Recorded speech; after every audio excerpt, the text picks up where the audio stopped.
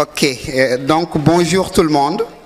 Bonjour chers frères et sœurs, parce qu'aujourd'hui vous avez l'honneur de goûter encore de nouveau à cette sauce délicieuse que Platon appelle la philosophie. Saluer également les autorités qui sont ici présentes. Et on m'a demandé de m'aventurer dans un terrain assez glisseux, de parler de philosophie, enjeux, finalité et perspective. C'est-à-dire, quelle est l'actualité du débat philosophique dans un monde dominé par le couple technosciences. Et le thème est d'actualité, mais également c'est un thème intéressant dans la mesure où traiter ce thème nous permet en même temps de soumettre au peigne fin les différentes idées liées aujourd'hui au sort de la philosophie, à l'actualité de la philosophie dans un monde dominé par le couple technosciences.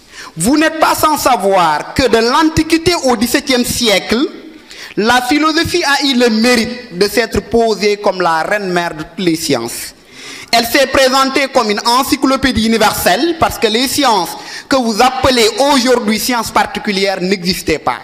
Il n'y avait que la philosophie qui poralisait, qui capitalisait en réalité toutes les sciences. À telle enseigne que Aristote, lorsqu'on lui avait demandé la question de savoir, monsieur Aristote, qui est philosophe, il avait répondu sans gêne que est philosophe celui qui possède la totalité du savoir dans la mesure du possible. Cela veut dire quoi? Cela veut dire que la philosophie, elle est cette science qui ne se limite pas à tel ou tel domaine. Et telle idée d'Aristote sera réconfortée par la conception de la métaphore arborescente de René Descartes, selon laquelle toute la philosophie est comme un arbre dont les racines sont la métaphysique, le tronc est la physique et les branches qui sortent de ce tronc sont les autres sciences qui se réduisent à trois principales, la médecine, la morale et la mécanique. Ceci étant dit, donc les sciences que vous appelez aujourd'hui sciences particulières n'existaient pas. Cependant, au début du XVIIe, pour ne pas dire à la fin du XVIe siècle, les sciences vont prendre leur indépendance vis-à-vis de la philosophie. Et paraphrasant la médecine, je dirais que les sciences vont couper le à la philosophie. Parce que vous n'êtes pas sans savoir que même au-delà de cette période, au 1er siècle de notre ère, Ptolémée, avec la conception ptolémaïque, libère l'astronomie de la domination de la philosophie. Au XVIIe siècle, le trio Galiléo-Galilée, Newton, Kepler libère la physique de la domination de la philosophie. Au XVIIIe siècle, Lavoisier libère la chimie. Au XIXe siècle, Claude Bernard libère la biologie. Et au XXe siècle, Auguste Comte enclenche le processus de libération des sciences humaines, notamment la sociologie. Si la philosophie était considérée comme l'ère-mère de toutes les sciences, nous avons vu pertinemment que ces sciences se sont libérées progressivement de la philosophie pour se poser comme des disciplines à part. S'étant libérées maintenant de la philosophie, les sciences vont connaître un essor, c'est-à-dire un progrès fulgurant.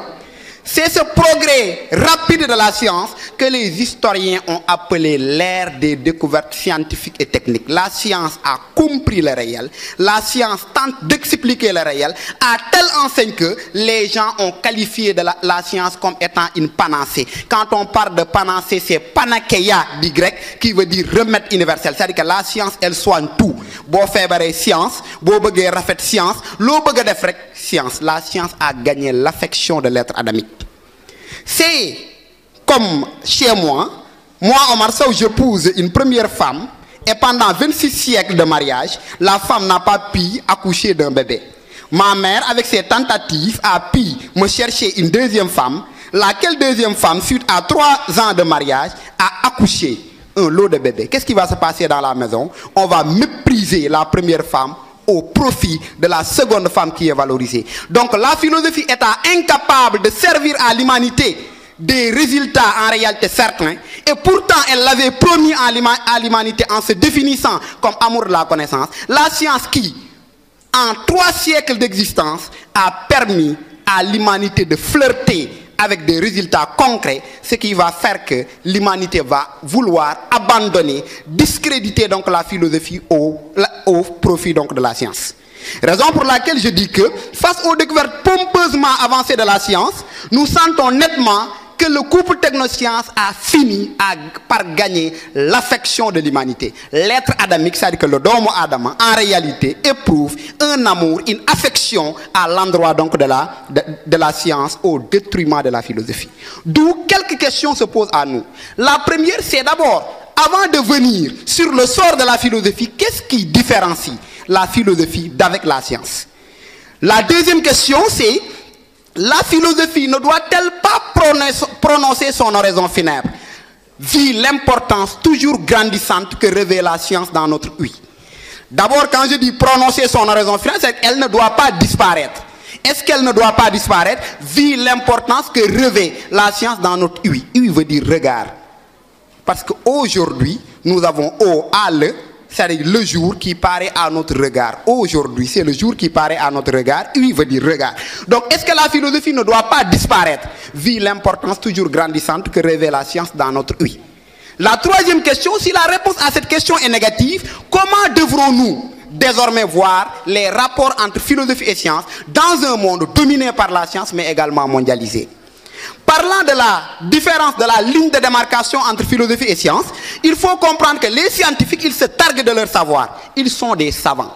Par contre, une tradition héritière du maître Socrate et même de la définition étymologique de la philosophie fait du philosophe un non-savant. Pourquoi? Parce que le philosophe, en réalité, il n'est pas un savant. C'est quelqu'un qui est conscient de son ignorance et qui part en quête de la connaissance. Rappelez-vous des propos de la déesse Diotim dans le banquet, où elle dit qu'aucun des dieux ne philosophe et ne désire devenir savant, car il l'est, et en général, si l'on est savant, l'on ne philosophe pas. L'ignorant aussi ne philosophe pas, car l'ignorant a ceci de fâcheux, que n'ayant ni art, ni bonté, ni science, il s'en croit suffisamment pourvu. Or, quand on ne croit pas manquer d'une chose, wallahi, on ne la désire pas. Donc, ceci étant dit, nous disons tout simplement que le scientifique, il est un savant, il se targue de son savoir. Le philosophe, il n'en est pas un, mais il est quelqu'un qui part en quête du savoir parce qu'étant conscient en réalité de son ignorance. Mais également, il faut comprendre que la différence entre philosophie et science est claire, sitôt que nous entrons dans le domaine de l'objectivité et de la subjectivité. Quand on parle de l'objectivité, c'est que dans le cadre de la science, le sujet s'éclipse au profit de l'objet qui subsiste. Alors que dans le cadre de la philosophie, le sujet découvre une vérité et se découvre en même temps. C'est-à-dire que le mouvement du philosophe est inséparable de la vérité que le fait est en train d'accoucher, pour reprendre les propos donc de Platon. Mais par contre, dans le cadre de la science, il y a l'objet qui prime sur le sujet. Alors qu'en philosophie, c'est le sujet qui prime sur l'objet. De l'autre côté également, la philosophie, comme vous la savez, elle fait du surplace, elle n'avance pas.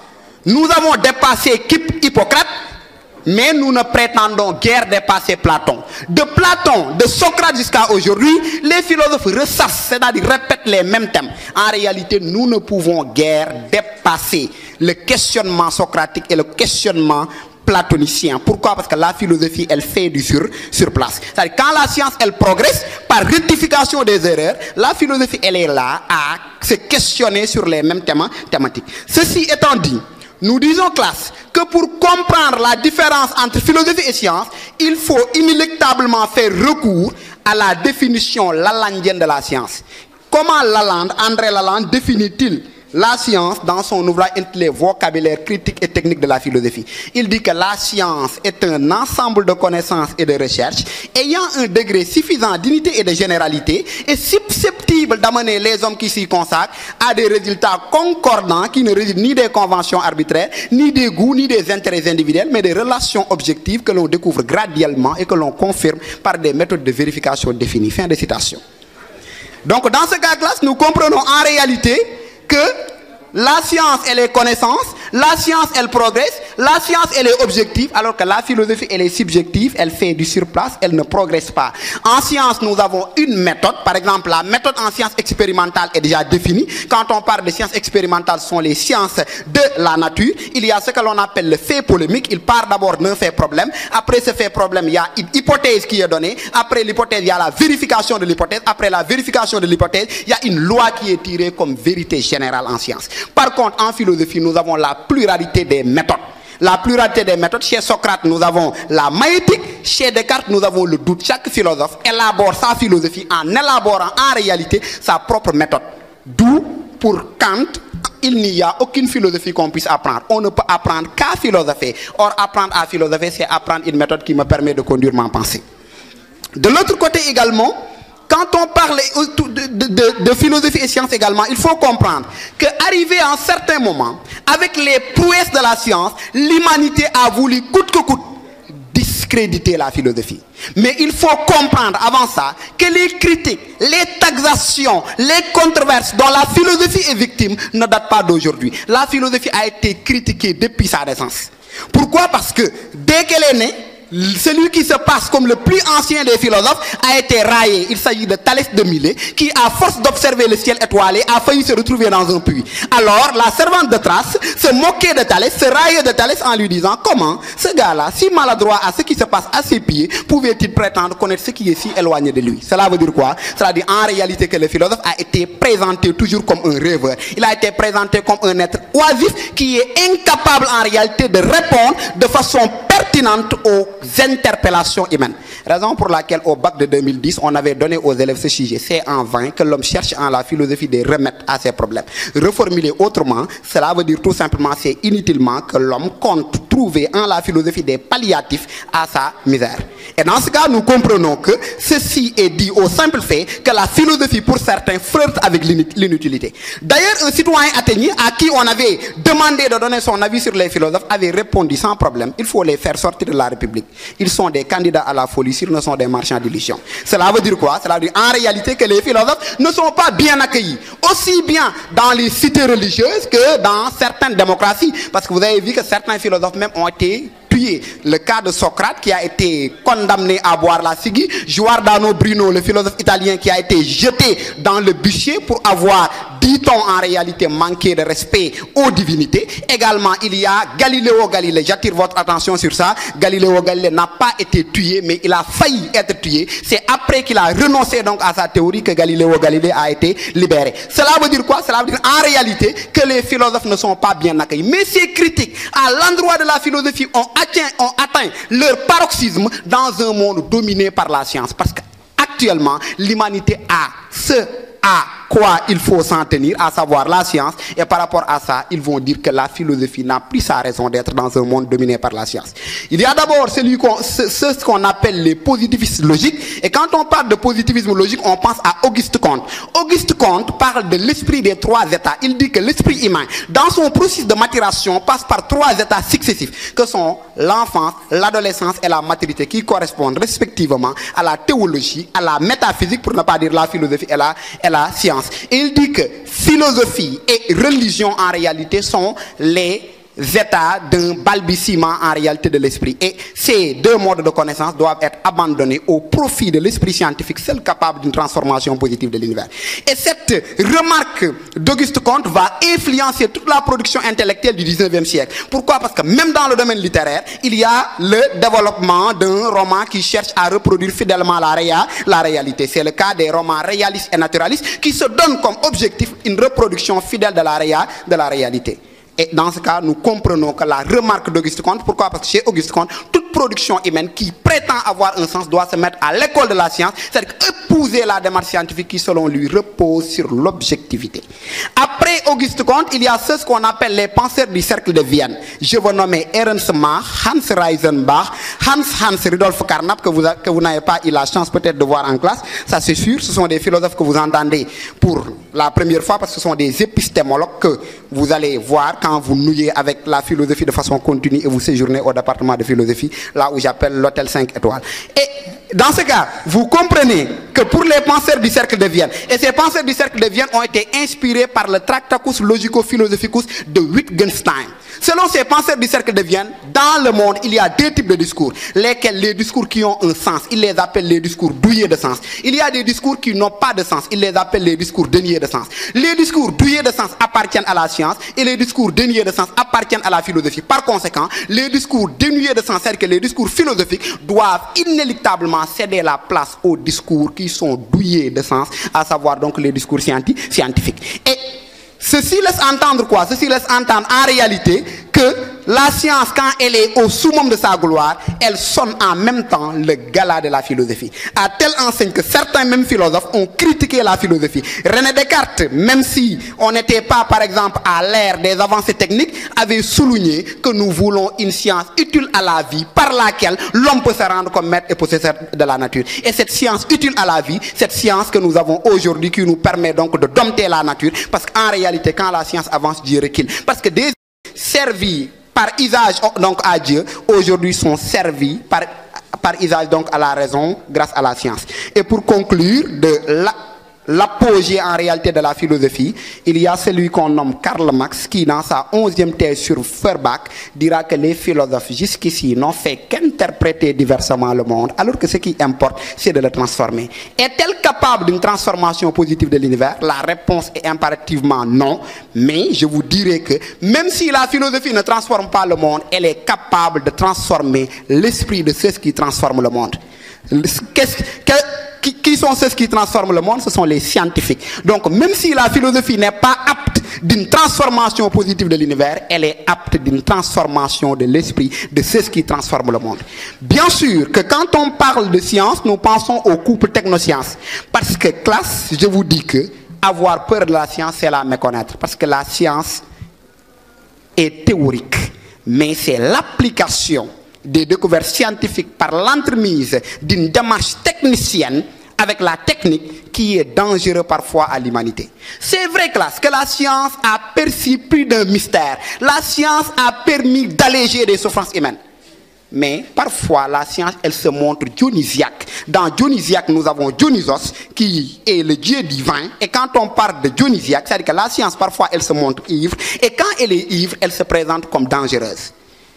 Et par rapport à ça, si je dis la science, il faut entendre le couple technoscience. Et par rapport à ça, aujourd'hui, grâce à l'effet couple technoscience, nous sommes confrontés à des problèmes. Parmi ces problèmes, il y a la destruction de la couche d'ozone. Il y a en réalité ce que l'on appelle la pollution atmosphérique. Il y a également ce qu'on peut appeler les bombes atomiques larguées aux villes de Hiroshima et de Nagasaki lors de la Deuxième Guerre mondiale. Toutes ces remarques témoignent en réalité d'une application négative de la science. Maintenant, qu'est-ce qu'il faut faire? Est-ce qu'il faut arrêter les découvertes scientifiques? C'est impossible. Les découvertes scientifiques sont comme une boule de neige qui roule sur la pente déclive. Il nous est impossible de nous arrêter. Et dans ce cas, nous disons que forcément nous allons tomber. On ne peut pas éviter la chute, mais on peut éviter que la chute ne soit pas brutale. Comment faire? Il faut chercher un matelas pour amortir la chute, et ce matelas-là sera la philosophie. La philosophie donc va voler au secours de la science et elle va rester au qui-vive pour veiller aux graines avant que science sans conscience ne devienne ruine de l'âme. Pourquoi? Parce que ce que vous devez comprendre, c'est que la science, même si par exemple elle met en place des théories, l'application de ces théories pose problème. Il appartient à la philosophie qui, à travers une démarche en réalité cognitive, fondée sur des questions de valeur, des questions de sens et des questions de finalité, venir éclairer à l'humanité comment il faut appliquer ces découvertes scientifiques pour que ces découvertes scientifiques ne mènent pas aux dérives. Pourquoi? Parce que ce n'est pas la volonté de la science. Et dans ce cas, classe, nous comprenons en réalité que toutes les découvertes les plus extraordinaires de la science font appel toujours à une instance philosophique dans la mesure où ces découvertes demandent à être reclassées dans les mains. Et par conséquent, le conflit entre philosophie et science pour donner à la philosophie des matières à réflexion. Pourquoi? Parce que la philosophie, elle est l'ombre portée des sciences. Tant que la science avance, la philosophie également, elle avance. Pourquoi? Parce que tout ce que la science met en avant, il appartiendra toujours à la philosophie d'y pointer une réflexion. Laquelle réflexion va être bénéfique à l'humanité. Mais aussi, pendant longtemps, on avait cru que la science à elle seule peut répondre à toutes les questions de l'humanité. Ce qui est dangereux. Pourquoi? Parce que la science ne peut répondre qu'aux questions du concatenatio omnium rerum. Quand on parle de concatenatio omnium rerum, c'est ce que M. Songué Diouf a dit tout à l'heure, c'est l'ordre de succession et d'enchaînement des phénomènes dans la nature. La nature est régie par ce que l'on appelle des lois de détermination. Et Laplace, le théoricien du déterminisme, dira que tout dans la nature obéit à des lois. Tout en découle aussi nécessairement que le cours régulier des phénomènes et la courbe décrite par l'atome léger que le vent semble emporter au hasard est réglée d'une façon aussi nécessaire que le mouvement des orbes planétaires. Donc la science, elle peut elle ne peut réfléchir que sur le comment des choses. C'est-à-dire que réfléchir sur les lois qui régissent la nature. Mais l'humanité n'est pas seulement intéressée par la question du comment des choses. L'humanité est intéressée également par la question du pourquoi des choses. C'est-à-dire que c'est question de sens, c'est question de valeur, c'est question de finalité. Or, ces questions de sens, ces questions de finalité, ces questions de valeur ne peuvent nullement être prises en compte dans le domaine scientifique. C'est seulement la philosophie qui peut apporter des réponses satisfaisantes ou bien apaisantes à ces questions qui interpellent du jour au lendemain donc l'individu. Et par conséquent, vouloir dire que le progrès scientifique donc sonne le gala, la disparition donc de la philosophie, c'est vouloir trop dire. Parce qu'en réalité, au lieu de sonner le gala, la disparition de la philosophie, aujourd'hui la philosophie est d'autant plus que vivante, elle est d'autant plus que nécessaire parce qu'elle est là pour veiller aux graines avant que science sans conscience ne devienne ruine de l'âme.